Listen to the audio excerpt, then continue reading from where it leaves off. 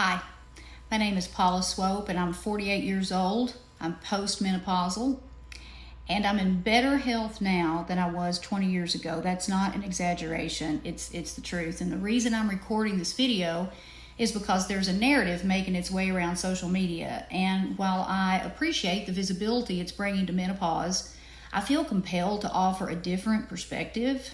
It's called the We Don't Care movement. It was started by Melanie Sanders and it's gained a lot of traction, and rightfully so. Melanie brought rawness and realness and humor to a space that's been just taboo for way too long. She created a virtual club for women in perimenopause and menopause, and she made it okay to say, hey, I'm not okay, while laughing through the madness. So first and foremost, thank you, Melanie. What you're doing matters. And a lot of that shit you don't care about, same. And a lot of those things are mentioned in my book, Thought Snob. It's finally available at TikTok Shop. Took forever, and the link is below. And I was actually in the midst of publishing Thought Snob when I learned my body was in ovarian failure. What an awful fucking way to describe a natural part of aging. But menopause is cruel in a lot of ways.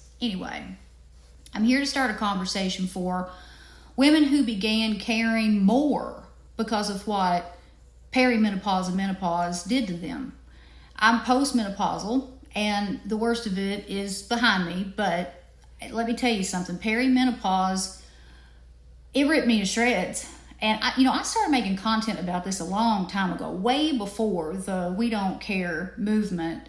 Check out my menopause playlist. You'll learn a lot. Now, what I mean when I say I do care or we do care, I'm not talking about caring what other people think. I'm talking about caring for ourselves in a way we maybe never have before. Now, let me back up for a second. I was thrust into perimenopause in my early 40s. No warning, no education, no one had ever talked to me about it. I didn't even know, and this is embarrassing to admit, what perimenopause was. I thought menopause was something that happened way later. And way later. And not to other women, to other women it happened to, but not me. I thought I had more time.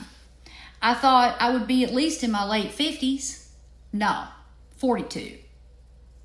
One day I woke up and it felt like someone stole my personality in the middle of the night. That spunky, charismatic, fiery version of me that I always loved. It was just gone. Just gone. It was like I was standing outside my own body wondering where I had gone. That's when the real symptoms kick in. And these are some of the symptoms you don't always hear about. Brain fog. Oh, God. So bad. I'm not sure how I kept working. Insomnia. So relentless. I forgot what real rest felt like. And burning tongue sensation that made me question my sanity, and an identity crisis that hit harder than any hot flash. And, not being able to enjoy anything, but also not understanding why. Oh my God. And let me be clear. I didn't know that menopause is technically just 1 day of your life. That's it. You're in perimenopause for years. Then, once you've gone a full year without a period, you're in menopause for 1 day. After that, it's post-menopause for the rest of your life. When I learned that, I was pissed off. No one told me that losing estrogen would feel like losing my mind, my soul, my sleep, everything. No one told me it would impact every single part of my life, and definitely not that I needed to prepare for it. But once I figured it out, I got serious. I started caring. I started caring about things I used to ignore, dismiss, downplay. I started hormone replacement therapy. It saved my ass. Look up Dr. Marie Claire Haver. I tagged her. I've mentioned her in a lot of my videos about menopause. I stopped doing hours of cardio, started lifting weights. I added fiber and protein to my diet. I stopped putting everyone else's needs above my own. That's certainly a strong element of Melanie's portfolio. I started resting, but I didn't give in to the fatigue completely. I started bathing twice a day because body odor and perimenopause, it ain't cool. I started caring even more about how I smelled. I have never been the person with BO, and I'm never going to be. No. I started caring even more about how I looked because it made me feel better. And I want to say something that might get me chewed alive, but I'm saying it anyway. I care deeply about my appearance. I love looking good. It boosts my confidence. It connects me to my identity. It supports my mental health. On my worst days of perimenopause, if I could at least look decent, I felt more in control, more like myself. So no, I didn't and still don't go around with food on my shirt. I've never gone out in pajamas. I'm not giving up on myself. I'm going to keep looking and feeling better. That doesn't mean I wear makeup every day. That doesn't mean I dress up 24/7. I don't. But I take immaculate care of myself so much that I'm fully confident walking out the door barefaced. I don't look like, shit without the fluff. And if you want to call that vain, go ahead. Perimenopause gave me permission to own my vanity. The fact that women have to go through this is absolute bullshit. So I'll be damned if I allow something I didn't choose to get the best of me. No, I care too much to allow that to happen. Now, I'm not here to condemn or criticize Melanie's movement. I think it's genius. I'm here to compliment it.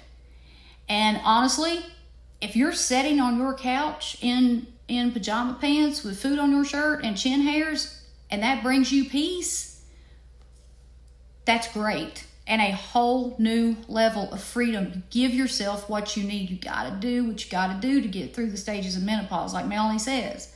This is about survival. But I'm not that woman. I've never been that woman.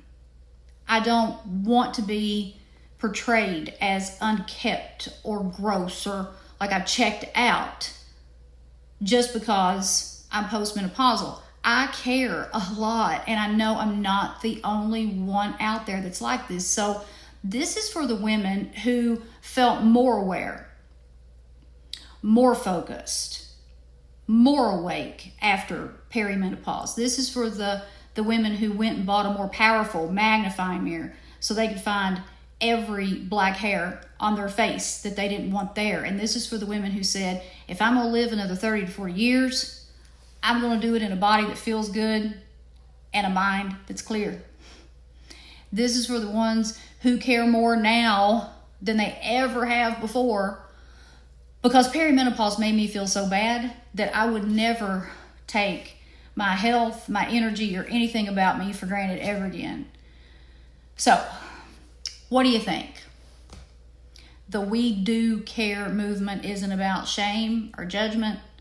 It's not about better or worse. It's about honoring your truth. If perimenopause made you care more about your health, your appearance, your energy, your mindset, your clothes, your life, then say it with me.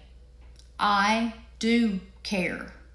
And if you feel and look better now than before you were thrust into perimenopause, tell me. Tell me what you started caring about. Tell me how it changed you. Tell me how you're getting stronger, inside and out. Drop a comment, tag a friend, start your own story. We do care. And the rest of our lives kind of depend on it.